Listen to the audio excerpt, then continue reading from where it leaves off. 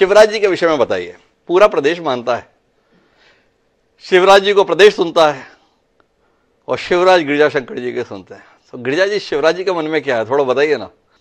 बतौर political reporter बरसों से बहुत सारे राजनेताओं से संवाद मेरे होते रहते हैं, लेकिन ये भ्रम कम से कम मैं नहीं पालता कि शिवराज जी मेरी सुनते हैं या मेरी ही सुनते हैं।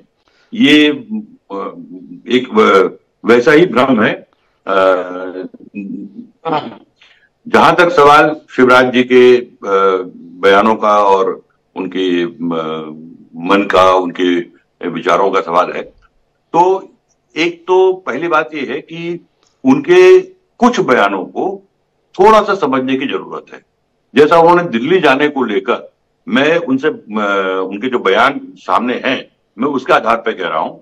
उन्होंने ये नहीं कहा कि दिल्ली अपने लिए कुछ मांगने का मतलब मौत मांगना है। उन्होंने कहा कि ये जो मांगना है, मैं इसको मरना समझता हूं। मतलब उसको वो उस रूप में कह रहे हैं कि मरना है मुझे, या मरने से बात नहीं है। उन्होंने दरअसल ये कहा कि मांगने जैसी कोई स्थिति मैं कम से कम अपने सामने नहीं पाता। बात ये है। खैर, जिस तरह की स्थितियां चुनाव के बाद उभरी, जिसका संकेत चुनाव के पहले से मिलता रहा है, यदि कोई भी राजनेता किसी भी पॉलिटिकल पार्टी में हो, यदि वो उसके मुख्यमंत्री रहते हुए यदि इतनी बड़ी जीत किसी पार्टी को मिलती है, तो जाहिर है कि इस बात की चर्चा मैं पहले भी करता रहा हूं कि जो मुख्यमंत्री होता है वो अगली सरकार का स्वाभाविक दावेदार होता है मुख्यमंत्री पद का।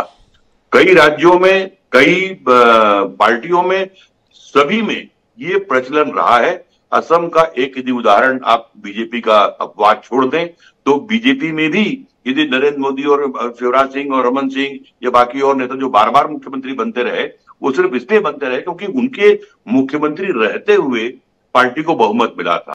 तो जाहिर है कि ये वो स्वाभाविक दावेदार थे। पार्टी ट्रांजिशन के रणनीति में चल रही थी।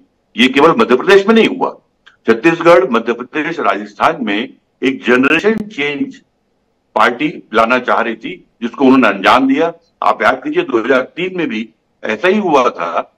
बीजेपी में 2003 के चुनाव के ठीक पहले सुंदरलाल पटवा, कैलाश जोशी और बहुत सारे बड़े नेता थे।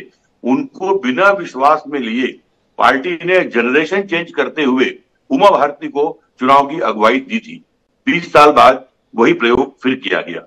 मेरा यह मानना है कि तीनों राज्यों में समानता नहीं थी। मध्य प्रदेश में बीजेपी की सरकार थी, बीजेपी का मुख्यमंत्री था, जबकि छत्तीसगढ़ और राजस्थान में बीजेपी की सरकार नहीं थी। तो जो पार्टी की जो रणनीति थी, जो निर्णय था, मुझे लगता है कि दोनों के मापदंड अलग अलग होने चाहिए थे। क्यों तीनों के एक मापदंड रहे, ये पार्टी बता पाएगी। लेकिन ये एक सामान्य जो सहानुभूति उभरती है शिवराज सिंह के प्रति across the people, across the state, कि भाई उनको मुख्यमंत्री बनाना था, ये आम जनधारणा है। लेकिन आम जनधारणा से राजनीति नहीं चलती। राजनीतिक पार्टियों की अपनी जो रणनीति होती है, अपनी भविष्य की प्लानिंग होती है, उस लिहाज से उनको नहीं बनाया गया।